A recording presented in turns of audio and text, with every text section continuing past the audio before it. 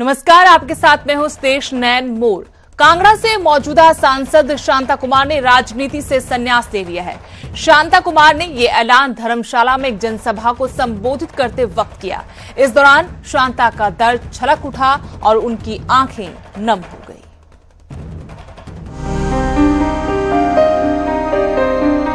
52 साल हो गए, लड़ाए चुनाव और बहुत से पदों पर काम करने का आपने मौका दिया।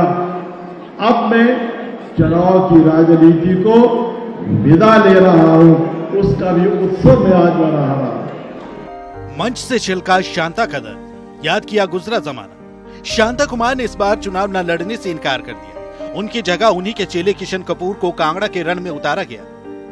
इसलिए शायद शांता ने राजनीति से विदाई लेना ही सही समझा। इस दौरान उनका दर्द भी छलक उठा। विदाई लेते वक्त शांता की आंखें नम हो गई। 52 साल हो गए, लड़ाए चुनाव और बहुत से पदों पर काम करने का आपने मौका दिया। अब मैं चुनाव की राजनीति को विदा ले रहा हूं, उसका भी उत्सव में आज मना रहा हूं। मंच पर सूबे के मुखिया जयराम भी मौजूद थे। शांता की विदाई के बाद सीएम ने शांता के राजनीतिक करियर की तारीफ की।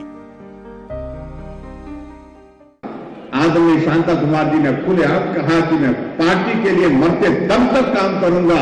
राजनीति नहीं छोड़ी, चुनाव लड़ने का इरादा छोड़ा है, लेकिन राजनीति नहीं छोड़ी। और आज भी आप सुबह से हमारे कार्यक्रम में हमारे बीच में हमको आशीर्वाद देने की जाए। ये मुझे लगता है कि सहज बात नहीं है, आसान बात। लेकिन शांता की विदाई को कांग्रेस उनके साथ की गई बेइंसाफी बता रही है। मुझे ये लगता है कि भारतीय जनता पार्टी में जो राजनीति चल रही है, जिस ढंग से ये अपने बुजुर्गों के साथ कर रहे हैं, बिल्कुल निंदाजनक है। मतलब कांग्रेस की तरह ही करना चाहिए। उम्र इसमें कोई तकाजा नहीं होती। देखिए आप ठीक है, आडवाणी साहब को टिकट नहीं देते हैं 93 की उम्र में, तो वो कांग्रेस के लिए मुद्दा है। देखिए एक समय आता है, शांता कुमार को टिकट नहीं मिलती है तो वो मुद्दा है। मुरली मनोहर जोशी को उम्र के कारण टिकट नहीं मिलती तो ये मुद्दा है। नहीं, देखिए बेइज्जत करके निकाल रहे हैं।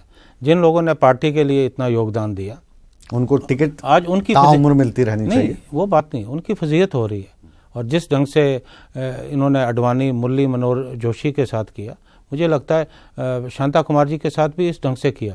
क्योंकि अभी कुछ दिन पूर्व इन्होंने कोर कमेटी में फैसला किया कि हम शांता कुमार जी को चुनाव लड़ाएंगे। आप इन बुजुर्गों को कांग्रेस में चांस दीजिए ना। नहीं, देखिए कहीं ना कहीं इनको प्रतिष्ठा देनी चाहिए ना। जरूरी थोड़ी नहीं चुनाव लड़े, जरूरी नहीं कि ये चुनाव लड़े। वो मार्गदर्शक मंडल के नहीं तो वरिष्ठ लोग हैं। दर्शक मंडल में इनकी कितनी फजीयत हो रही है। हर डिसीजन मेकिंग बॉडी से इनको बाहर कर दिया गया। मुझे लगता है ये ठीक नहीं है।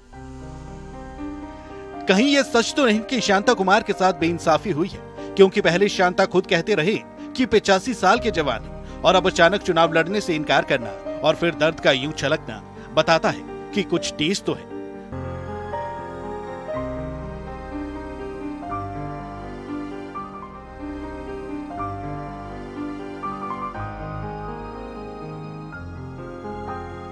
अमूमन टिकट कटने के बाद नेताओं का अपनी पार्टी के लिए कैसा रवैया रहता है, ये जगजाहिर है। लेकिन कांगड़ा चंबा के मौजूदा सांसद शांता कुमार आंसू के घूंट पीकर अपने प्रत्याशी के लिए वोट मांग रहे हैं। बावजूद इसके टिकट कटने का दर्द कहीं ना कहीं रह रहकर सार्वजनिक मंचों पर छलकता हुआ साफ देखने को मिल रहा है।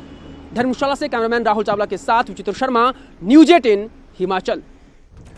जयराम सरकार के मंत्री अनिल शर्मा इन दिनों धर्म संकट में हैं। अनिल शर्मा परिवार और संगठन के पेशोपेश में फंसे हुए हैं। पिता और बेटे के कांग्रेस में शामिल होने के बाद अब बात उनके ओहदे पर बनाई है।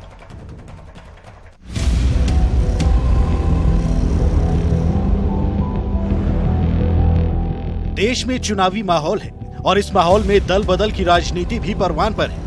सियासत कब किसे कठपुतली बना दे, कब परिवारों में झंडे और डंडे बदल जाए, पता नहीं चलता। हिमाचल प्रदेश के सियासी गलियारों में इन दिनों कुछ ऐसा ही चल रहा है। मंडी का रसूखदार सुखराम परिवार इसी का जीता जागता उदाहरण है। लेकिन सियासत के चाणक्य कहे जाने वाले सुखराम के चक्रव्यूह ने उनके मंत्री बेटे अनिल शर्मा के लिए धर्म संकट खड़ा कर दिया है। इस वक्त वो परिवार और पार्टी के बीच फंसे पड़े हैं। ऐसे में बीजेपी से लेकर कांग्रेस तक हर किसी की नजरें उन पर टिकी है। लेकिन आश्रय शर्मा ने जो बयान दिया है वो चौंकाने वाला है। वापसी आप कह सकते हैं, और घर वापसी करके मन को तसल्ली भी मिल रही है, शांति भी मिल रही है और खुशी का भी आभास हो रहा है कि मेरे पिता ने जो पीछे विधानसभा के चुनाव था वो बीजेपी के सिंबल पे लड़ा है। कई सीमाओं से वो आज बंधे हुए हैं, पर मैं समझता हूं कि उपयुक्त समय आने पे वो सही निर्णय लेंगे और घर वापसी वो भी बहुत जल्द करेंगे। जो अभी वर्तमान में कैबिनेट मिनिस्टर है श्री अनिल शर्मा जी, जो भारतीय जनता पार्टी के सदस्य भी है, विधायक भी है और मंत्री भी है, उनकी इस पूरी जो ये चुनाव है या पूरा जो ये घटनाक्रम है, इसमें इनकी क्या भूमिका रहेगी, इसको बहुत नज़दीकी से भारतीय जनता पार्टी भी देख रही है, कांग्रेस पार्टी भी देख रही है। सुना आपने, आश्रय शर्मा अपने पिता की कांग्रेस में शामिल होने की पूरी हामी भर रहे हैं। हालांकि अनिल शर्मा अपने बेटे के इस बयान से कोई इत्तेफाक नहीं रखते। उनका कहना है कि अगर वो अपने मंत्री पद से इस्तीफा देते हैं तो भी वो बीजेपी में रहकर लोगों की सेवा करते रहेंगे।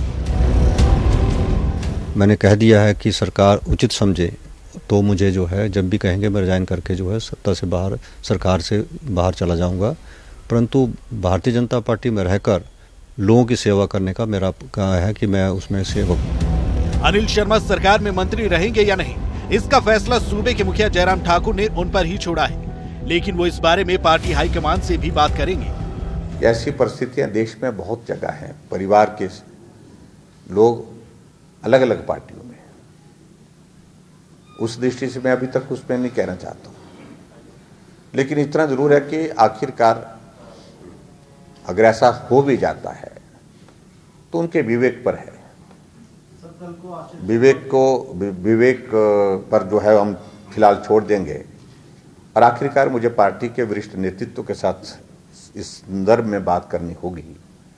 जो पार्टी का निर्णय होगा वो आपको भी और उनको भी बता देंगे। बहरहाल पंडित सुखराम के एक कदम ने हिमाचल की सियासत में भूचाल ला दिया है। ये तो अभी शुरुआत है, आने वाले दिनों में सियासत की बिसात पर बहुत कुछ होना बाकी है। Bureau report, news 18 Himachal.